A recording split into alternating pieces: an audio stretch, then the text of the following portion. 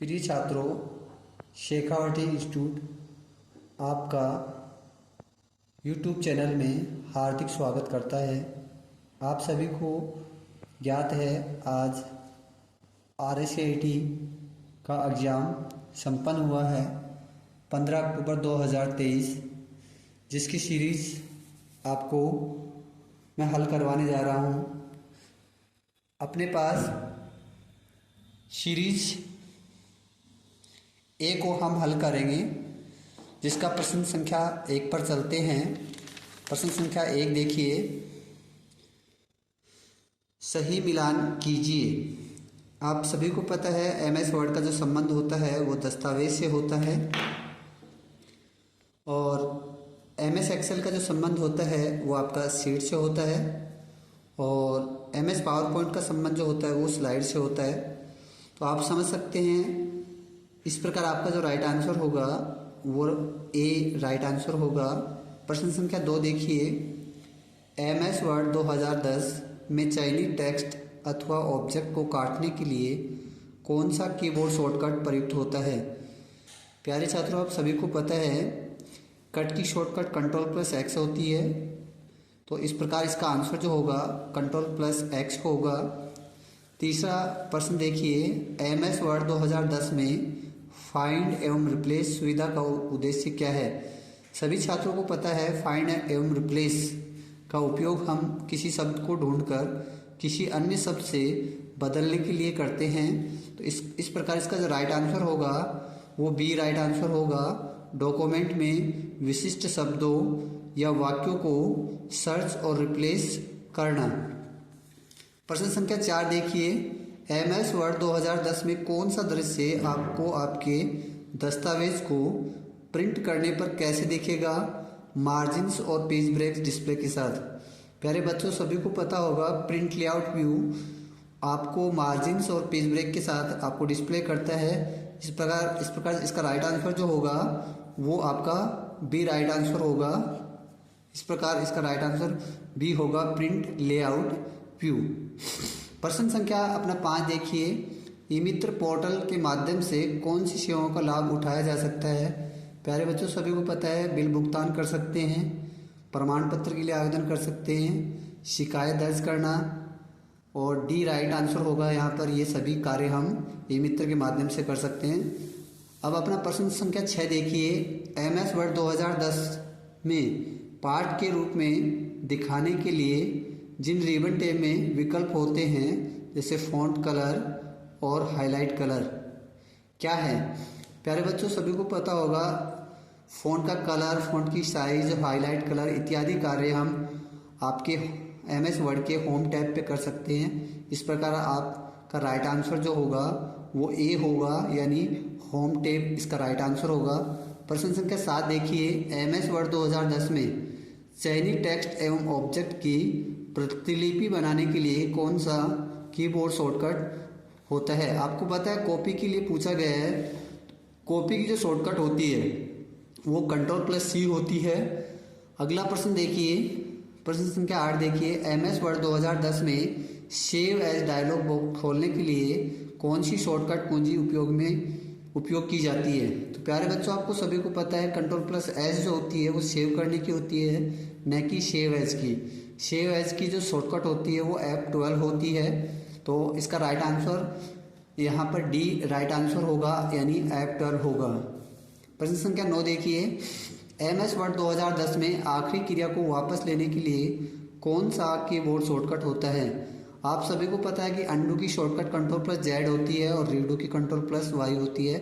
इस प्रकार right answer होगा Ctrl+Z होगा।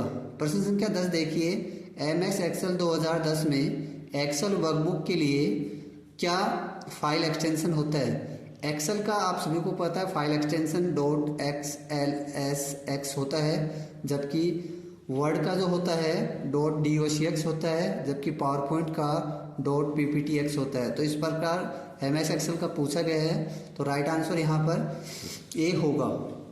प्रश्न संख्या 11 देखिए, MS एक्सेल 2010 में सेल, पंक्तियों और कॉलम के स्वरूप को स्वरूपित करने के लिए आदेश देने के लिए कौन सा रिबन टैब होता है। प्यारे बच्चों इसका राइट आंसर होम होगा, क्योंकि रो और कॉलम और सेल्स को आपको फॉर्मेट करना है तो आप होम टैब से कर सकते हैं, तो इसका राइट आंसर होगा होम टैब। अगला प्रश्न संख्या 12 देखिए, एक्सेल 2010 में एक नंबर की सीरीज को जोड़ने के लिए कौन सा फंक्शन प्रयुक्त होता है। तो आप सभी को पता है जोड़ने के लिए सम फंक्शन यूज होता है, जबकि एवरेज फंक्शन जो है औसत के लिए होता है, मैक्स फंक्शन जो होता है मैक्सिमम नंबर के लिए होता है, और काउंट जो फंक्शन होता है वो काउंट के लिए होता है, यानी संख्या गिनने के लिए होता है। तो यहाँ पे आपको नंबर का जोड़ पूछा है, इसलिए इसका राइट आंसर होगा ए, यानी सम फंक्शन का यूज किया जाएगा। प्रश्न संख्या 13 देखिए, एक्सेल 2010 में एक बड़े वर्कशीट को स्क्रॉल करते समय दृश्य में रखने के लिए पंक्ति और कॉलम को फ्रीज करने के लिए कौन सा फीचर प्रयुक्त होता है। प्यारे बच्चों आप सभी को पता है फ्रीज पेंस, जो कि रो और कॉलम को आप एक जगह स्थिर कर सकते हैं अर्थात फ्रीज कर सकते हैं, तो इसका राइट आंसर होगा फ्रीज पेंस। प्रश्न संख्या अपना 14 देखिए, प्रश्न संख्या 14 क्या कह रहा है, एक्सेल 2010 में एक सीरीज को वैल्यूज को ऑटो भरने के लिए यानी ऑटो फिल करने के लिए कौन सा कीबोर्ड शॉर्टकट प्रयुक्त होता है। प्यारे बच्चों आपको पता है Ctrl+C कॉपी के लिए होता है, Ctrl+V पेस्ट के लिए होता है, Ctrl+A जो होता है वो सेलेक्ट करने के लिए होता है। इस प्रकार राइट आंसर जो होगा ऑटो फिल के लिए वो Ctrl+R होगा, यहाँ पे राइट आंसर डी होगा। प्रश्न संख्या 15 देखिए, पावर पॉइंट 2010 में पावर पॉइंट प्रेजेंटेशन की डिफॉल्ट फाइल एक्सटेंशन क्या होती है। सभी को पता है, ये प्रश्न पहले भी आ चुका है। पावर पॉइंट का जो एक्सटेंशन होता है .pptx होता है। इस प्रकार इसका राइट आंसर होगा ए।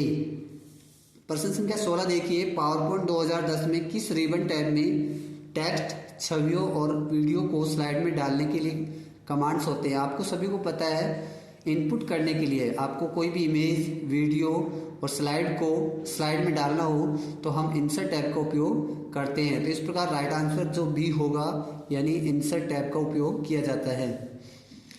पावर पॉइंट 2010 में स्लाइड सॉर्टर व्यू का क्या उद्देश्य होता है। प्यारे बच्चों स्लाइड सॉर्टर का जो उपयोग किया जाता है वो प्रेजेंटेशन में स्लाइड को फिर से व्यवस्थित करने और संगठित करने के लिए किया जाता है, अर्थात बी यहाँ पर राइट आंसर होगा। प्रश्न संख्या 18 देखिए, पावर पॉइंट 2010 में टेक्स्ट और ऑब्जेक्ट में कस्टम एनिमेशन जोड़ने के लिए कौन सी सुविधा होती है। प्यारे बच्चों एनिमेशन पेन का उपयोग किया जाता है। किसी भी टेक्स्ट को और ऑब्जेक्ट पे आप यदि एनिमेशन लगाना चाहते हैं तो एनिमेशन पेन का उपयोग करके आप किसी भी टेक्स्ट और ऑब्जेक्ट पे एनिमेशन अप्लाई कर सकते हैं। प्रश्न संख्या 19 देखिए, पावर पॉइंट 2010 में स्लाइड सॉर्टर का क्या उद्देश्य है, स्लाइड मास्टर का क्या उद्देश्य है। तो यहाँ पे स्लाइड मास्टर का जो उद्देश्य होता है वो राइट आंसर होगा बी, अर्थात सभी स्लाइडों में एक समरूप डिजाइन और लेआउट लागू करने के लिए स्लाइड मास्टर से हम सभी स्लाइडों पर समरूप डिजाइन और लेआउट लागू कर सकते हैं। इस प्रकार राइट आंसर होगा आपका बी। प्रश्न संख्या 20 देखिए, कौन सा साइबर खतरा नहीं है। मेलवेयर, मेलवर्टाइजिंग, सेशन हाईजैकिंग, अर्थात ये तीनों के तीनों ही आपकी साइबर क्राइम में गिने जाते हैं, यानी साइबर थ्रेट के अंदर आते हैं। इस प्रकार ये सभी साइबर खतरे हैं, तो इसका राइट आंसर होगा डी।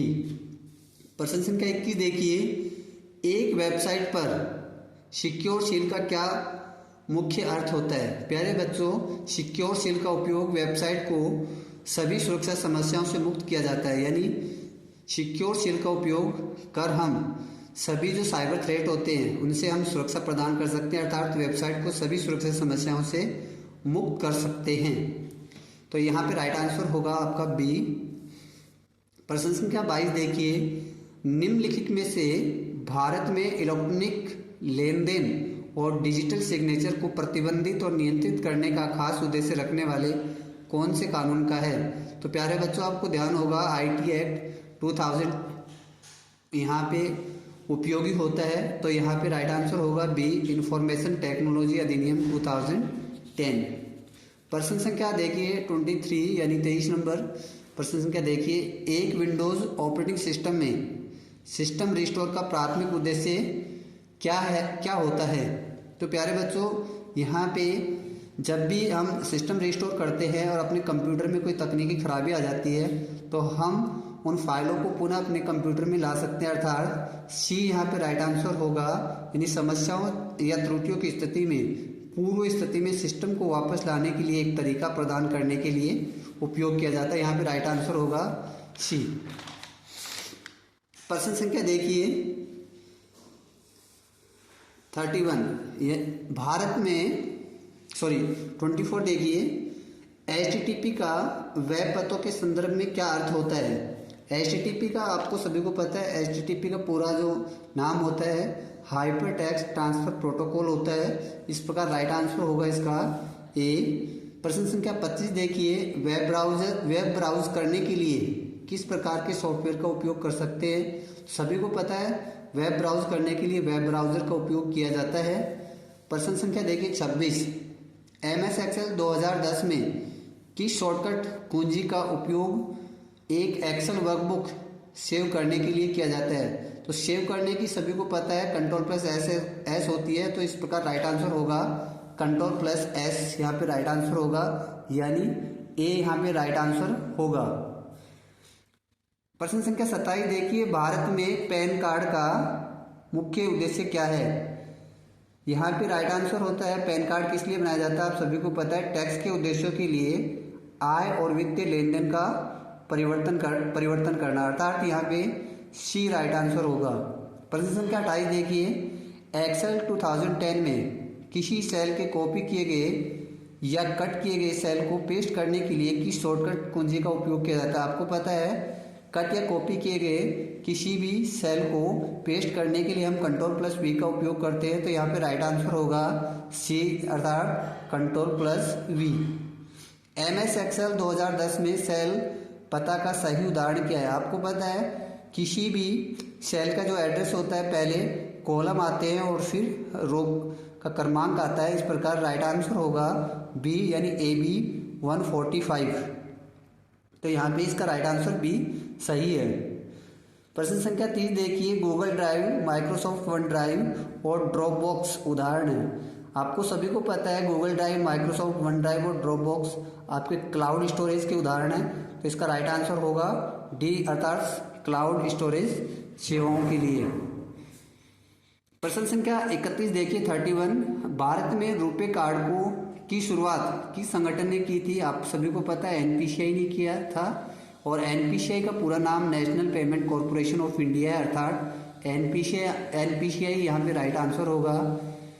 कौन सी सोशल, प्रश्न संख्या 32 देखिए, कौन सी सोशल नेटवर्किंग साइट को उसके पोस्ट में अक्षर सीमा और हैशटैग का उपयोग करने के लिए जाना जाता है। आपको पता है अक्षर सीमा और हैशटैग का उपयोग ट्विटर में किया जाता है। इस प्रकार इसका राइट आंसर ट्विटर होगा। प्रश्न संख्या 33 देखिए, राज ई साइन का प्राथमिक उद्देश्य क्या है। राज ई साइन का उपयोग हम इलेक्ट्रॉनिक हस्ताक्षर के लिए करते हैं, तो इसलिए राइट आंसर होगा इलेक्ट्रॉनिक हस्ताक्षर प्रमाणीकरण, यानी राइट आंसर होगा बी।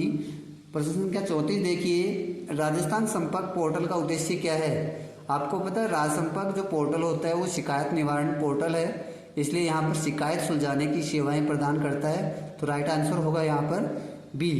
प्रश्न संख्या देखिए 35, भारत में आधार कार्ड का प्राथमिक उद्देश्य क्या है। आप सभी को पता है आधार कार्ड पहचान स्थापित करना और सरकारी लाभ और सेवाओं का लाभ उठाने के लिए हम उपयोग करते हैं, अतः इसका राइट आंसर होगा सी। आशा करता हूँ आप सभी को ये आंसर की उपयोगी होगी आज के पेपर के लिए। धन्यवाद।